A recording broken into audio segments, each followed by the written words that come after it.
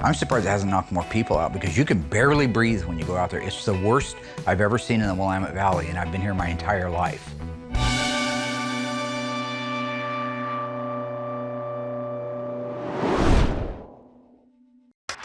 They're coming to get you, Barbara.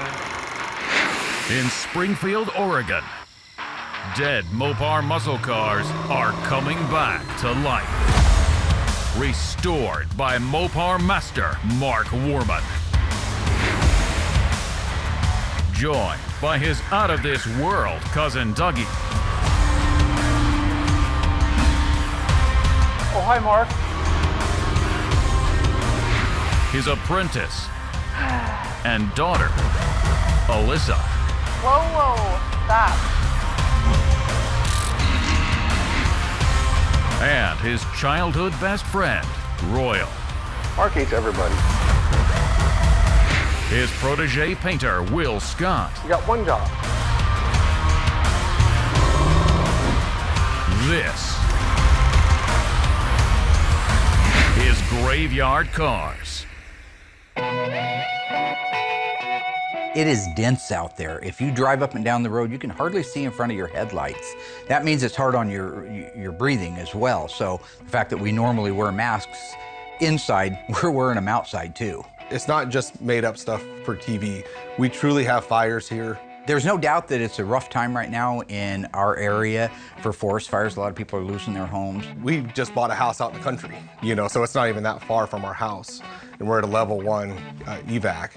My in-laws are actually staying in a trailer out beside the shop right now because of this, because of the fires. They got evacuated from their home.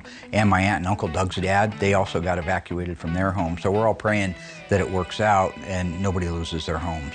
But it is a rough time. Here in town, we're further away, but that fire's coming. But not only that, you have the smoke everywhere.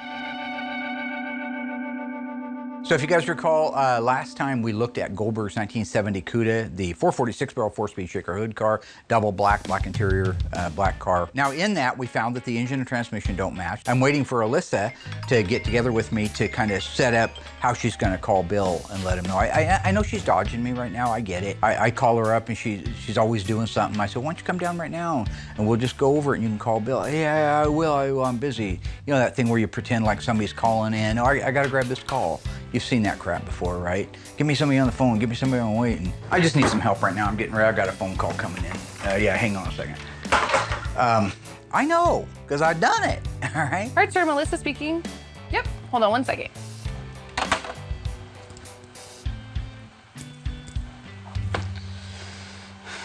But the bottom line is, sooner or later, she's got to call Big Bill and let him know. This week, we're going over the fender tag. Fender tags, data plates, are oftentimes very time-consuming if you don't know what you're looking at and there's an explanation involved. So I'm gonna let you know right now that you may watch half an hour of this show and say, why are we looking at these numbers? These numbers are important. These numbers tell you how the car started life. They support the inspection that we did on the car. They go hand in hand. It's a birth certificate, or in this particular case, it's an autopsy report. This car was built in Los Angeles, California, so there is no broadcast sheet for it. Although a few, I guess, do exist out there. For the most part, they don't. So we're gonna decode this car based on the Fender tag. fender tag, that's right. That's good. This is gonna tell us everything we need to know, right? So on a data plate, or fender tag, if you will, is what we call it most of the time. It was a stamped piece of steel that had alphanumeric codes in it. And these codes all represented something. They're primarily there to let the guys on the assembly line know exactly what changes were going to be made and to what car. Consequently, they went with the car when they were done, so it also was a bit like a birth certificate. Now, I brought this book down, but I won't need it. Okay. So, a fender tag reads left to right. That's right, just like a book. Like a book. Yeah, Like except English. bottom to top. Weird choice that they went with that. Yeah, they did. And so in your left-hand lower corner, what is the very first series of numbers that you see? E87. That represents a 440 engine with 3 two-barrel Holley carburetors that produces 390 horsepower. So this is a 446-barrel car. If it was a Dodge, they'd call it a 446 pack. Same engine, same code. So they're just pack or barrel. Right. Okay, I've heard that. Okay, So a Dodge I thought it was has gonna be a more six-pack or a six-barrel? A Dodge. Pack. Right. And if it's a Plymouth? Barrel. Very good. All right. We'll keep moving on. Learned that back in season 3. All right, the very next one to your right on that line is... Yeah. D21. Now, that stands for 4-speed manual shifted transmission. In this case, since the car is a 440, whether it has a 6-barrel on it or a 4-barrel on it, if it's got a 440 or a hemispherical engine, it gets the Hemi 4-speed, the big 18-spline heavy-duty 4-speed. If it had a regular 23-spline, it would still be a D21 code. I'm just telling you for your own knowledge, because you'll remember it really well. Yeah. It's Yeah. Great memory I have. If you're just for the first time picking up a book and decoding one of these, you can be there a while. The sales code in 1971 might represent a different sales code than it would in 1970 or in 1969. So you can't take anything for granted. It's a process of identifying the car, what makes sense on the car, what the car should have on it, and is all of that represented clearly on the fender tag. BS23. That's the model of the car. That's also the first 4 digits of the vehicle identification number. They want to tie this tag to the car. So you got to have that vehicle identification number that's up in the windshield, match that tag. The vehicle identification number on these Chrysler muscle cars is very informative, especially if you're out in the field and you see a car just sitting there. You can walk up to the VIN and tell exactly what make it is, what model, what price class, what year, where it was built, and what engine. The first letter B stands for the Barracuda lineup. The S means special price class. It just meant it was the performance version. So in this case, it's a CUDA. If it was a Barracuda, it would be a BH, Barracuda H, high price class, premium class, or in this particular case, a CUDA. The 23 means 2-door hardtop. Or Jordan. Or Jordan, yeah, it also means Michael Jordan, that's right. I'll remember that. 35 years before he played the game. The next series is Victor Zero Echo. The Victor represents the engine. What engine is this again? It's a 446 pack. 446. Had so much hope for you. 6-barrel. Now, I know everybody wonders, why does he get so excited about calling something the wrong name? The reason I'm a stickler is because of yuns out there. All of yuns. The keyboard commandos. And they wait for you. They wait for you. It's not a 6-pack, it's a 6-barrel. You follow the facts. Everybody wants the facts and nobody wants the facts. What about that question? The 0 is the last digit of the model year. What year is our CUDA? 70. Yep. And the E represents the assembly plant that the car was built at. Now, for the E-body cars, they were built in 2 different assembly plants and only in 2 assembly plants. Hamtramck, Michigan, which was the main assembly plant. But because there was such an increase in volume of sales orders for the E-bodies, they started building them at the Los Angeles plant as overflow. Now, as a result of this being an overflow plant, certain things were a little bit different. And I don't know, and nobody really does know exactly what the answer is, but there were no Hemi E-bodies built in Los Angeles. There were no convertible E-bodies built in Los Angeles. And for some reason, the broadcast sheets, although there are a few that exist for LA cars, for the most part, it wasn't protocol to put them in the car. It was protocol to wad them up in a little ball or roll them into a doobie and smoke them. I don't know what they did. It was LA. It was the late 60s, early 70s, right? Puff the Magic Dragon ain't about no dragon. You know what I'm saying? Show me something. You might want to cut that because, well, no, it's legal now. 129528. Okay, that's the serial number for the vehicle. It'll match the upper tie bar, it'll match the upper cowl panel, and it'll match the door. It's not really a sales code, it's the serial number for the car. I'm about to put all the sub-assemblies together for our Daytona's nose cone. So I'm going to start with the headlights, get the headlight buckets in there, and then I can actually put the doors in the actual housings. So I'm excited to see this thing basically reversed, all getting put back together, everything painted nice. When it comes to the NASCARs, the Daytona and the Superbird, there are a small group of people that forgot more about the exact correctness of these cars than I'll ever know. And frankly, even guys like Tony, you know, who is one of the most knowledgeable guys on the planet, second most knowledgeable guy on the planet. These guys and gals have dedicated an entire life to studying what happened on these cars, how they were built, what the protocol was. And then they don't just take that information, but they match that. They align that to 100 Daytonas that they've seen that have never been disassembled so they can document it. So now in the Dodge Charger Daytona, it started life as a Charger RT. I know I've talked about this many times before. It was rolling down the assembly line as a Dodge Charger RT. It got plucked off the assembly line, sent over to Creative Industries and converted into a Daytona. That meant the hood and the fenders, which are 70s style on these cars, got plucked off of the car, and it got a 70 fender, a 70 hood. It got 70 parts on the car. Now, all of these new parts that got put on the car had to be painted. It couldn't go back to the manufacturer and be painted. So the guys at Creative Industries painted the nose after it was converted, and they painted the back window plug and deck lid because it was converted also to become a NASCAR. What that means is headlights were installed, trim, fasteners, ornamentation was installed at the time they painted the front end. Did they mask it off like you should? Did they take their time and make positive sure that everything was masked to perfection before they sprayed paint? No.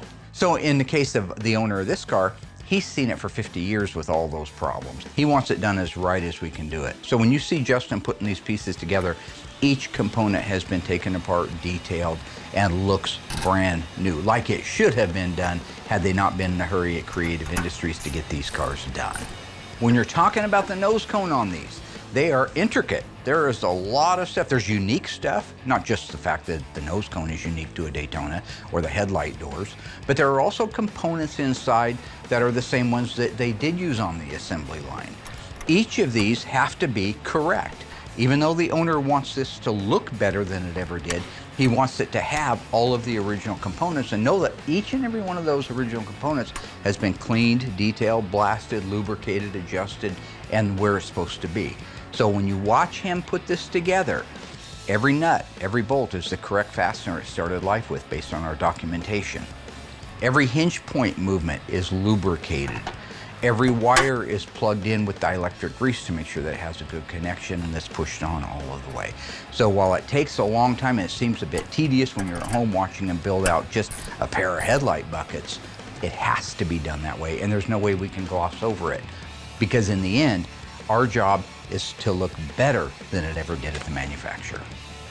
I just got done putting the sub-assemblies together for our headlight doors and headlight housings. Everything went together really nice and it looks original. So the next step, now that we got these sub-assemblies done, is I can actually put these and mount them inside the actual nose cone itself.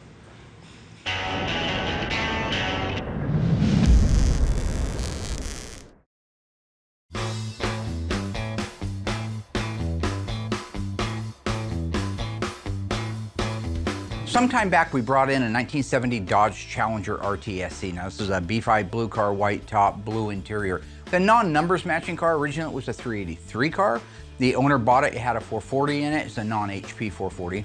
We made a deal for us to come up with a 440 HP block, which I did have, completely rebuild it to stock specs as though this car were a U-code car, when in reality it's an N-code car.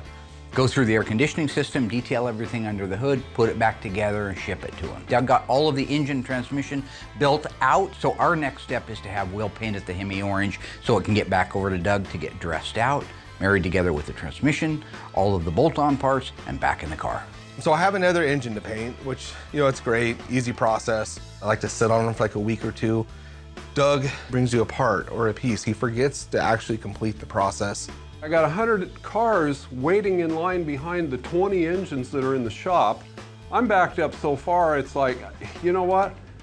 Okay, I'm just human, you know, maybe I do miss a little bracket here or something, but I get it down to him and I never get it back again. But with this one, we got good to go, looks great. It's in the booth. I have Noah, who's been DP90ing bare metal cars for like the past month. Pull him off of that, he jumps into the booth. Those engine blocks are bare metal. And if I just paint it, the paint's not gonna stick. So he just puts one really thorough coat, paints the whole thing black. That way when I go to top coat it with the Hemi orange, the paint will stick. And then I just mix up the EV2 Hemi orange without the metallic, do 2 or 3 coats of that, and that thing looks good, bake it, and get it right back to Doug. Okay, TX9. TX9 means that it's black exterior. X9 always means black in the Mopars. So I believe it's called Black Velvet in the Plymouth lineup. I could be wrong on that, that's okay, but it's black. It's We a have a solid book. black. We don't need to be wrong I on don't it. need to look at the book. I don't care what they call it, it's black. Now when I say I'm a stickler when I know what I'm talking about. If I don't know what I'm talking about, why I gotta be a stickler? What engine is this again? It's a 446 pack. 446. There's so much hope for you. 6-barrel.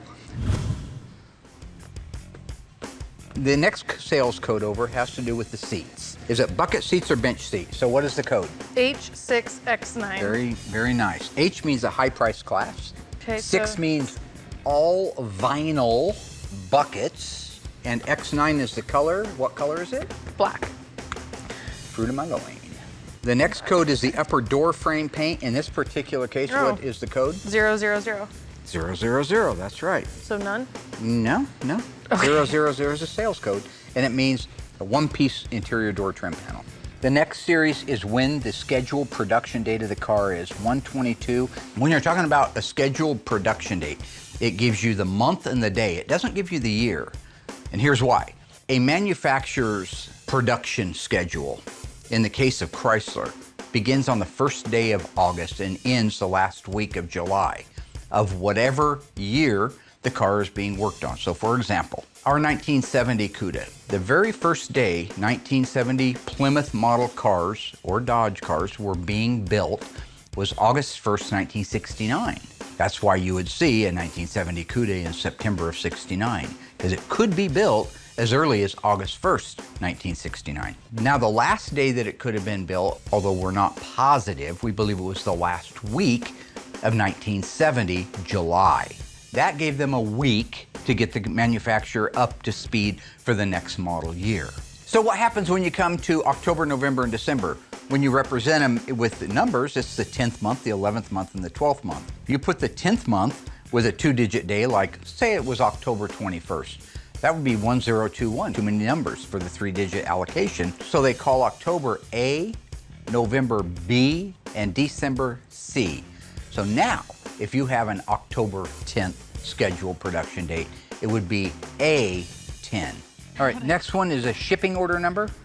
023064. That is an internal number that we really don't know how to correlate to anything out here, but on the assembly line, it meant something. And you're gonna find that on the broadcast sheet and only on the broadcast sheet. Jump back up to the next line, should be the upper body color. So TX9, we already, why is it there again? Because this is the upper part of the body. If it had a vinyl top, you might have a vinyl top code there. If it's all the same color paint, that's what they're telling you right there. It's not a vinyl top, it's painted black. I don't even know why they print these books. They ought to just call me. You screwed up. I'm sorry. It's just, listen, beads of... Where's Tony when you need him? I'm not even Tony, sweating you know, he's anymore. back eating. That's where Tony at. Tony he's eating. not. Nah, he's not. The next one over is A33. That's a great code. A33 means track pack. It's an axle package car. It means it has a 3.54-to-1 Dana rear axle. A62. A62 is the Rally Instrument Cluster. That's the cool wood grain, 4 big openings. It's got 150-mile-an-hour speedometer, 8,000 RPM, tach from 70 to 71. 016? It's not a 0, it's a C, like Charlie. That means it is a console option car. It has a console around the shifter. C55, it represents the bucket seats. That lets the guy on the assembly line know that he should punch some holes in the floor. G36? That represents the mirror. G36 sales code represents a left hand outside and right hand outside racing style mirror, painted body color. The left is remote and the right hand is manual. I'm not sure why. Even though Goldberg's car is coded for the right-hand outside mirror, for some reason, it's missing. J25. That would be your 3-speed wipers, which is optional. That's why it's called a sales code. It's optional, but mandatory on a car with a shaker hood with cold air induction. Why? Because the air cleaner for the shaker hood is so big, the 2-speed wiper motor sticks out like this and it would interfere. The two won't share the same space together. I see. But a 3-speed lays flush against the cowl, so you get that little extra bonus. You get a shaker, you get 3-speed wipers. Whoop, whoop. J45. Our hood pin tie down, standard in the Cuda package. So we're running out of room, which means I'm running out of time. Okay, we got another page here. Let's go to the next one. Nope.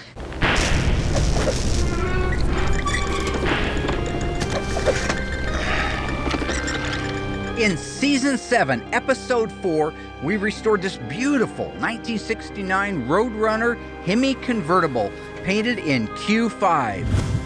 True or false? The correct name for Q5 in 1969 is bright turquoise. If you think you know the answer, stay tuned after the break. I'll let you know how you did.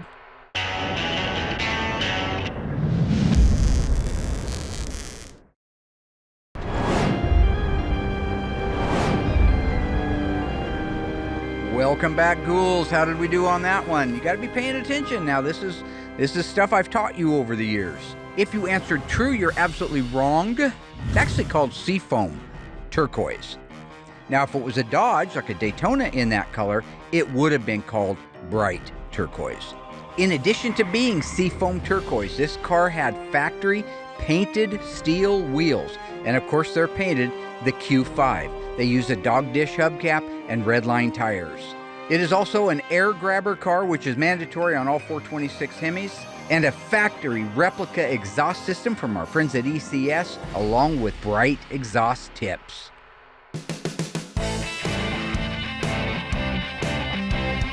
So 2 years ago, we met a really nice couple up at the Little Creek Casino car show, Jim and Laura. Now, Laura at the time, she said, when I was in high school, there was this really cool 1970 Cuda this kid had. I loved that car. It was lime green and the cam. Oh, I remember how it idled. It rumbled and tumbled, and she had all these descriptions for what I believe was probably some monstrous camshaft in a 70 Cuda. So we visited for a little bit, and as it went on, it turns out she wanted to have one of those cars built. She wanted one really bad, hasn't found one that matched exactly what she was looking for. So having seen the previous episodes where we talked about Graveyard Dreams, where you can order your car any way that you want it, we came to a deal where I would build her that car that she remembered from high school. So I'm getting ready to put the sound deadener in the 1970 Cuda. So from the factory, there is a certain amount of sound deadener that's put into the backing of the carpet. In today's world, we have products that really do work as a sound deadener, and we can put it on so many areas other than just the floor. We can put it on the insides of the doors, insides of the quarters, and at the end of the day, that probably kills 80% or more of the road noise that's coming through that car and engine noise when you're driving it down the road. J54. J54 calls out a sport hood. This is one of the anomalies. This is an anomaly. Do you know what an anomaly is? Something weird. This is one of those strange little anomalies that I don't understand, but here's what it is. The E-bodies were built at Hamtramck, Michigan, and Los Angeles, California. Say this car was built at Hamtramck, Michigan. It would have N96 for a shaker hood, November 96 representing the cold air induction shaker hood. It would not have the J54, which is the sport hood, because you can't have two hoods on a car, right? So on a Hamtramck fender tag, there would be a call out for the N96 and only the N96. On the LA fender tag, they left the J54 sport hood, which was standard on the RT, and then later they added the N96. So if you have that fender tag and it has an N96, I guarantee you that it is a shaker hood car. They wouldn't put the N96 on there accidentally, but they chose to leave the J54 on there. That's an example of how you can be slightly confused if you don't know exactly what you're looking at when decoding an LA fender tag. M21. M21 is your molding package. That would be your drip rail moldings or drip trough moldings. Those are stainless steel moldings that go along the upper roof gutter. M25. M25 are your rocker or sill moldings. In this case, a Cuda standard equipment, and they are a plastic fiberglass. Well, the repos are fiberglass. I imagine the original ones are a form of plastic. What's your next one? M31s went ahead with the belt moldings. We call those belt moldings. When you roll the window down, you put your arm outside because you're cruising the gut looking for chicks. Nope. Well, you did, and they were called belt moldings. M88. Those are unique to the Cuda. Well, the sales code's not, but it's the rear body moldings or taillight panel moldings. Either one works fine. N41. N41 means that it is dual exhaust, mandatory with all 440 engines. N85. Factory tachometer, 8,000 RPM, also included in the A62 Rally instrument cluster. N95. N95? Yeah. Evaporative emissions. This car must have been sold in California. It has evaporative emissions. So in this particular case, it means that there's another vent on the fuel tank that's connected to a hose that runs to the front of the car. And what that fuel line does is it follows all the way along with the other fuel lines on the right-hand side underneath the car, then works its way up to the top of the inner fender on the right-hand side, where you would connect a hose from that line over to the carburetor itself. In this case, 6-barrel would be the center carburetor. The extra vapors that go through that carburetor, theoretically, go through that tube and back down into the tank. It's an early emission system. N96. N96 means it's a shaker hood, which cancels The sport hood at the J54. J54. That's right. Okay, so N97. Noise reduction package. So in this particular case, what N97 stands for is that instead of through the pan, bright, beautiful exhaust tips, like the car has on it now, from the factory, they were turn downs. They didn't want that noisy car, probably because it was destined to be a California car, and they had laws there that were more restrictive than any other state in the union. So if you have N97, I guarantee you, you will never see N42, bright exhaust tips, on a fender tag. Can't share the same space. R35. R35, very cool. R35 is an AM FM. I realize those are standard on today's cars, but back then it was an option. AM FM. So you just didn't get a radio? Stereo. No, standard was an AM radio, which was R11. Okay. But you could have got an AM 8-track, which would be R22, or an AM FM, which is R35. Why 14? Means the car was sold. Somebody ordered that car and it was sold. 26 means that it had a 26-inch radiator. And then end. Means it's the end of the sales code. In some cases, a car will have multiple fender tags, 2 or in some cases 3 fender tags. If that wasn't there, you'd be asking, where's the other fender tag? Because these sales codes are going on to the other fender tag. Like when we had the 2. So loaded, it's got to have more. But in this case, it's saying, now you're done, Jack. If this was a 2 fender tag car, instead of the word END being at the end of the first tag, it would have CTD, continued. Then you'd know there's a tag missing, but it has the additional sales codes that wouldn't fit on the original fender tag. Okay. There nice. you go. Look at that. Fender tag decode 101. Do you have any questions of me, counselor? None. Nope. I We're have a good. greater responsibility than you could possibly fathom. You weep All right, for well, this was good, Santiago, Dad. and you curse the Marines. God. Is this a few You good have men? that luxury. You have the luxury of not knowing what I know, that while I Santiago's liked it the first 10 times. death Thank you. was There you tragic, go. And type It this out for saved you. lives. I'll leave it on your desk or give it to and while my Justin or do something. existence Okay. is Good talk. grotesque,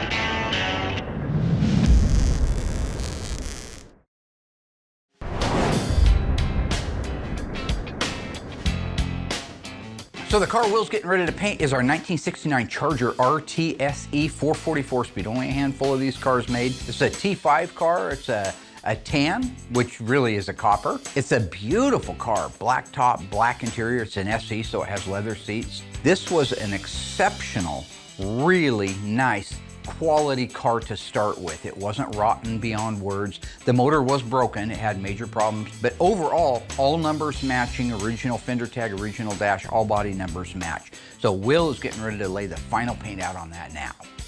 We have this gorgeous Charger. It's the first time we've ever done this dark tan color. It's called tan, but it's more of a brown metallic. Not only are we doing a final paint on the car, which is always exciting and intense and stressful, so trying to deal with a pandemic, deal with fire season, trying to still do cars, hard to breathe. I mean, these are real problems that we're dealing with right now that just make something that's already tense just pretty much over the top here at the shop for not just me, but everybody else that works here. And it's the little things you don't think about. Even having to go out there and pressure wash a car is a pain in the butt because there's no clean air. There's no clean air anywhere right now, so just the simplest tasks are magnified by 10. Mark pretty much did the whole entire pre-paint on this car on weekends.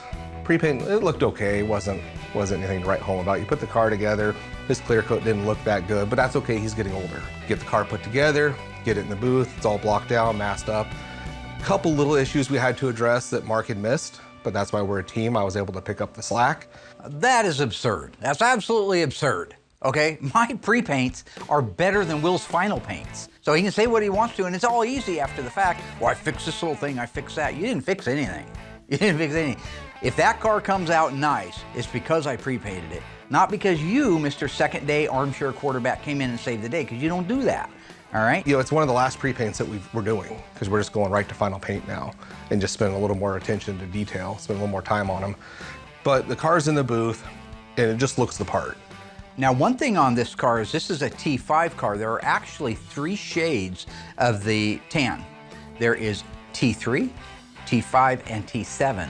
And it starts in the basement with T3 being the lightest shade of a given color, and then the T5 would be the medium shade, even though they call it dark tan.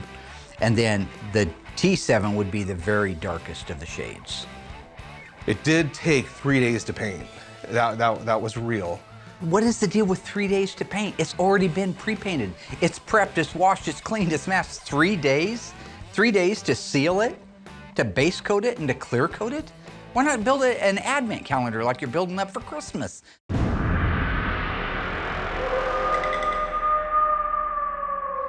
You go in there, you get 5 or 6 coats of color. It's kind of transparent, not too bad, but you spend 1 day just dropping color on it. I used to do all of that in an afternoon and still get home in time to drink some beers and watch Cheers. There's another rhyme for you. Drink some beers and watch some Cheers.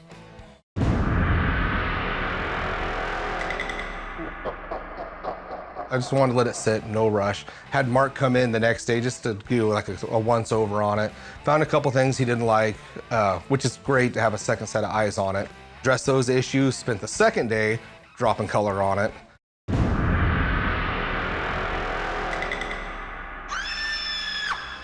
Finally came in that third day, walked around the car, everything just looked perfect. Clear coated it. We use a PPG DCU 2021, which is a polyurethane clear. It's a very thick clear, lays down good, cut and buffs great, holds a great shine, great product from start to finish. The car is amazing. It's one of the better cars that we've done here. So I'm super excited to get this thing buffed, get it over to assembly, get that black top on with the black stripe, and get it out of here. So when I started the shop here on Catherine Street, when you guys remember it was a big vacant building, we kind of built it out to where we wanted it. I had the opportunity to go from just having an air compressor, which is what we've normally done in the past, to an air system. And that's what we put in, was a complete air system. And I've loved it because it's been infallible. It's been flawless. It has a dehydrator, so it takes all the moisture out of the airlines.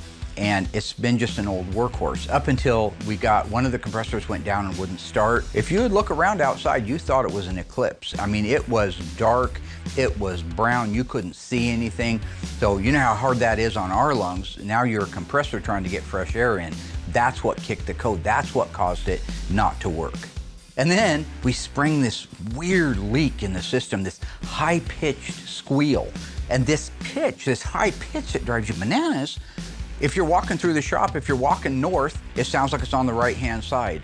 If you're walking south, it sounds like it's on the left-hand side. It telegraphs all over the place. I can't tell where it's coming from. Now, Kaiser doesn't have anything to do with the airlines, they just make the compressors. And they took it upon themselves, because they have the sonic equipment, to look for it and help us find it. They have a sonic gun, this little sonic gun. It goes around the shop, and they just point it at the line, and they chase it all the way down the line. And if it picks something up, ever so slight, it'll point you over there in that direction. Then you can go over there with some soap and water and look for the leak. So it took them maybe 45 minutes to finally come up with the culprit, which was a saddle gasket at one of our unions in our airline over on the west side of the building. Thank goodness, because that would make a person crazy.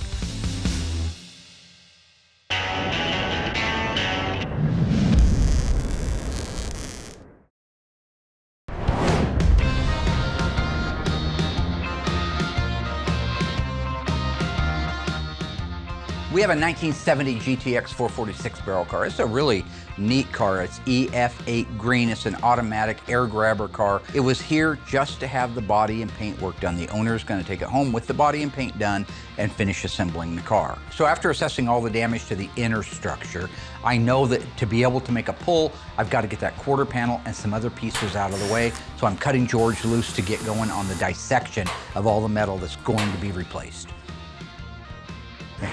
Good job, Georgie. Thank you. It is completely free? Yes. Okay. I got a card over there. Let's set it on that. Look at that. Oh, that ain't pretty. Oh my. You work on this car back in the 70s? No, wasn't thought of it by then. What year were you born? 84. Very lucky. All right, let's put this quarter panel on. So where we're at on our GTX, the quarter panel has been dissected off of the car. Now we've saved that panel because there may be pieces on it we need to use for a future car. Don't throw anything away unless it's complete garbage. You'll see that the trunk floor extension area has been dissected apart from the floor itself. The rear body panel dissected off of the quarter panel. The inner wheelhouse is ready to have the outer wheelhouse married onto it. So all of this area that you see right here has been prepped out and ready to make the pulls. In fact, you even see that we have the pull mechanism set up into place. So this is like an onion. Once you pull that first layer off, you can see what's underneath it. The quarter inner structure, this is where the window regulator bolts on. It was damaged in this previous accident. I wanted it off of there so we could do a proper repair, number one, to the panel, and number two, make the correct pull without having to worry about damaging that. The quarter reinforcement area where the window regulators bolt in, that has been surgically removed. We have to do work to it to be able to reinstall it back in there.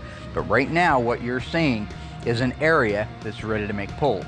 Now, if you look carefully at the pulling area, this is all stoved in. This area is damaged considerably, so we have welded a 1/4 inch plate onto there.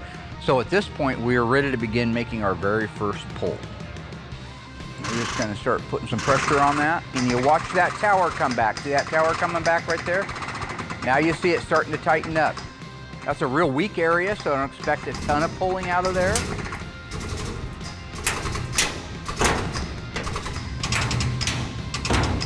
There it goes. And there it went all the way, broke loose. So, okay, so now we can get that outer rocker, which is just basically thin 18 gauge sheet metal, cut that out of the way now. Once we get it out of the way, we'll be able to dissect and clean our way right down to the inner rocker, which also needs to be replaced, and that floor section. Once we get in there, we can weld another tab on and make a direct pull on that floor. So I'm gonna cut George loose to start removing sheet metal off this car.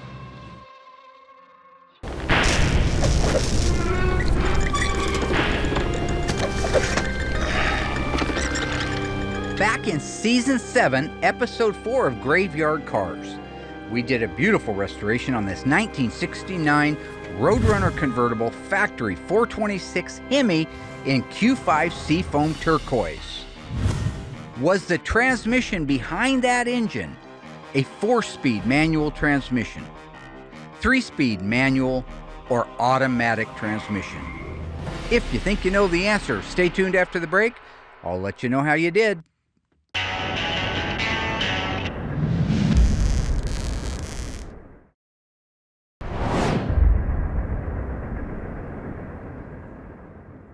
We've been making this show now for 11 years.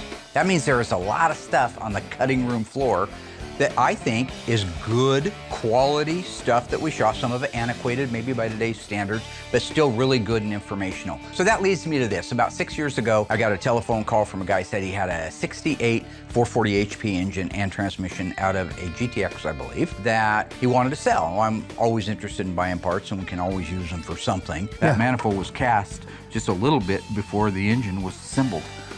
Yeah. So not bad. Yeah, not bad at all. It's kind of like a scavenger hunt when you're in these places. So you got your engine, you got the transmission, that's pretty easy, but what about the other pieces? Is that an 070? Yep, see that 070 right there? Yeah. Yep. Tony D'Agostino makes these. If you look at his original, his reproductions, it's an identical twin to that one right there. Nice. So when you go into these situations, common sense says if they took those out, they took other things out. So I just looked around a little bit. You look in these little corners and you see like the original Carter carburetor there. 60, it's a 68, it was the 9th month of 68, and it's a 4682. Nice. Yeah, good. Wow, that's amazing. That's a $200 or $300 core carburetor in today's world. If that was a 70 Hemi Cuda and you were looking for date-coated original carburetors, you could pay $5,000 for a pair of them. That's the original base. Yeah. Looks like the beauty rims. Yeah, had Magnum 500s on it, or road wheels they called them. It was probably a pretty car. So even back then, scavenger hunting meant look for everything. find the bell housing, find the pieces that don't mean anything to them anymore, but you know you're gonna be looking for them. So I never regret going on a good scavenger hunt, because at the end of the day, you usually get more than you went out for. It's bought from Payless. Oh, back when you could buy them at Payless. $3.99 for a filter. That yeah. was Kmart. over on Olympic. Yeah. Is there a Kmart one there? Yeah, there's a Kmart one here too. Oh, that's great. That's There my it is, old stomping right ground. Now, Royal, if you ever get a chance to meet Royal, ask him about his Kmart oil filter. Mark tells it like he was there, but he wasn't. How could I tell a story over and over again for 35 years that never happened? That would make me crazy. And last time I checked, I'm not crazy. He walked all the way from 7th and E&F, all the way over to Olympic Street to Kmart, got the filter, walked all the way back, went to back the car out, set the filter on the ground, and ran over it. Trying to get lined up, I backed up and I felt I ran over something, so I looked out and saw it was my oil filter that I spent my last $1.99 on. You know, I was 16. Wow, $1.99 was a lot of money back then. I could have bought several big gulps. He wanted to punish himself. Yeah. We've all wanted to do that. Sometimes we'll just cuss ourselves out. Not Royal. He went the extra step. No, Royal went the extra step to go up to the garage. Oh no. And he found the corner, he looked at it, and he goes, yeah, that's a good, Oh God. that's gonna do it. Bye-bye. He even did a couple of trial shots at it, like this. And right about time before I said, sweet Royal, don't, boom. And to this day, that whole thing dips down. He has no, but that made him feel okay about running over his filter. Now I can pull my finger out of socket. So I went in and told my mom, I said, I think I broke my finger. She said, watch your mouth, and then saw what I was talking about, so she took me to the hospital. The best part for me was the 40 cc's of Demerol they gave me. I didn't care about the finger. I either witnessed that with my own 2 eyes, or I am absolutely 100% insane. So you guys be the judge. Do I seem insane to you? So I was able to buy the engine and the transmission and the extra little pieces that went with it, which is great because here we are, I think it's 5 or 6 years later, I've used them. I used them in a 68 GTX that I did that needed a date-coded engine. I actually used them and they made that car whole again. So that's great.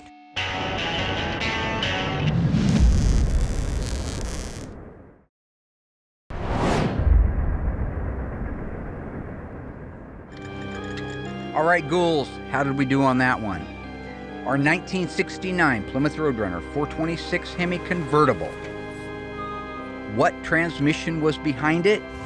If you said a 4-speed manual, you're absolutely wrong again. Gotta hand that guy some money sitting next to you. Why ain't you watching the show?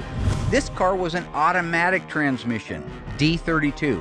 Now, it could have been a 4-speed, really would have made it rare, but it no way in the world could have been a 3-speed. It just wasn't available with a 426 Hemi. In addition to being a 426 Hemi automatic, it had black vinyl interior, a power black convertible top, black bucket seats with headrests, full Roadrunner badging, and power windows, P31. Well, it's certainly nice that we got our compressors up and running and we got the air leak fixed. It hasn't changed a whole lot as far as from a smoke standpoint, so I don't even know for sure if it's gonna end up kicking the alarm off again on the compressor. And that smoke is so bad, the fact that they knocked the compressor out, I've been here my entire life, and it's the worst it's ever been. So hopefully that clears up, we get some rain, put the fires out, and we can get back to life as normal as it was before that.